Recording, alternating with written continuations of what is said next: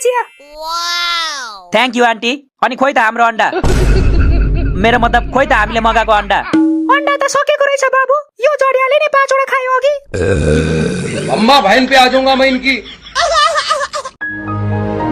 केही छैन, छोडिदिनुहोस्, पछि खाउँला। क्या?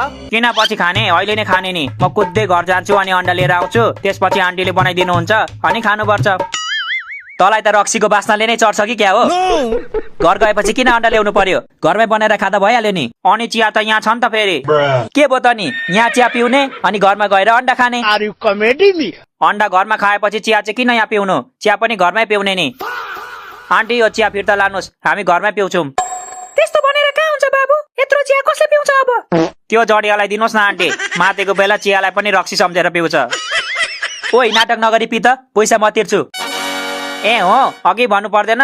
आन्टी मेरो लागि फेरि 2 कप चिया ल्याइदिनु ल। अबे साले। आन्टी मलाई चाहिँ 1 जग नै ल्याइदिनु ल। 1 कपले त जिब्रो पनि तातेन हौ। देख्नुभयो नि आन्टी, यस्तो छ साथीहरू। फ्रीमा खानु पाए भने त यिनीहरूले हड्डी पनि छोड्दैन। किन छोड्ने त हड्डी? हड्डीमा क्याल्सियम हुन्छ, थाहा छैन तँलाई? अच्छा।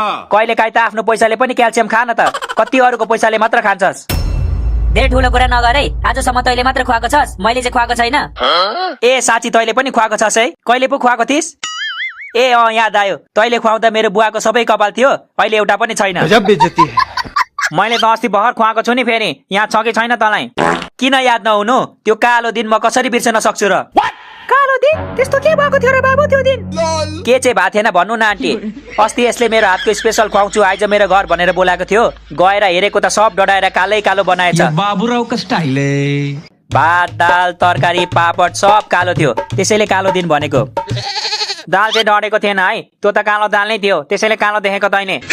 हुन्छ कालो दाल, त्यो रातो दालले सहन नसकेर कालो भएको बुझिस? यति धेरै सिटी हानेको थिइस् तैँले। अनि त्यो दिन खाना खायौ कि खाएनौ त तिमीहरूले? कहाँ खानु आन्टी, 1 गाँस मुखमा हालेको थिएँ, त्यसपछि त सिधै हस्पिटलमा उठेको थिएँ म। तर त्यो दिन तैँले मलाई थ्याङ्क यू पनि भनिनस् नि। किन भन्नु त थ्याङ्क यू? तैँले गर्दै हस्पिटल पुगेको होइन म? अनि त हस्पिटल नपुगेको भए तेरो र नर्सको लभ पर्थ्यो त?